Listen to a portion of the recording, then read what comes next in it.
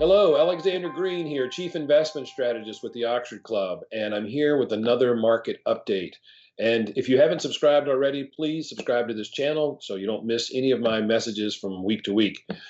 Today, I want to talk a little bit about inflation. As you may have seen, consumer prices are at multi-year highs. There's a number of reasons for this. Partly it's the reopening of the economy. Consumers are anxious to get out and spend. But also, material prices are up, commodity prices are up, labor prices are starting to rise. As a result, prices from the pump to the grocery store and elsewhere are going higher. And no one knows how long this is going to last. I won't waste any economic theories on you because no one's certain how bad inflation is going to be or how long it's going to last. However, you should have inflation hedges in your portfolio because it can wreak all kinds of problems on your returns. Now, first of all, remember that the most important thing for any investor is maximum long-term return after taxes and inflation. So inflation is a big deal, and there are a number of steps you can take to protect your portfolio and to capitalize on higher inflation if it continues and if it gets even worse.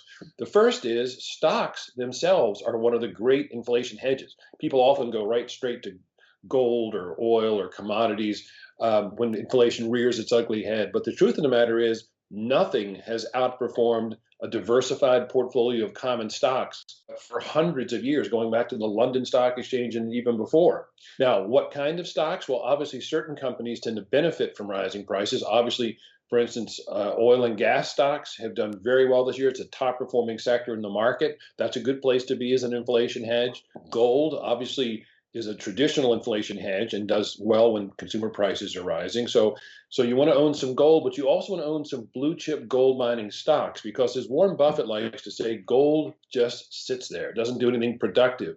But gold mining companies, as they grow their land holdings and increase their mineral rights and they draw out more ore and produce more each year, then the price of those stocks is going to rise.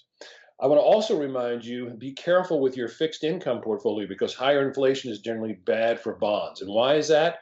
Because think of interest rates and bond prices like a seesaw. If interest rates go up, bond prices go down.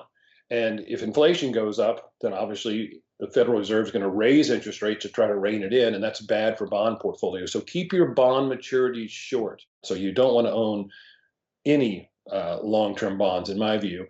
And remember that there's a security that was invented in 1997 called Treasury Inflation Protected Securities that offer you a government guarantee that your principal will keep pace with inflation. So TIPS, that's what they're called, Treasury Inflation Protected Securities. So you want to own those. You want to keep your maturities short.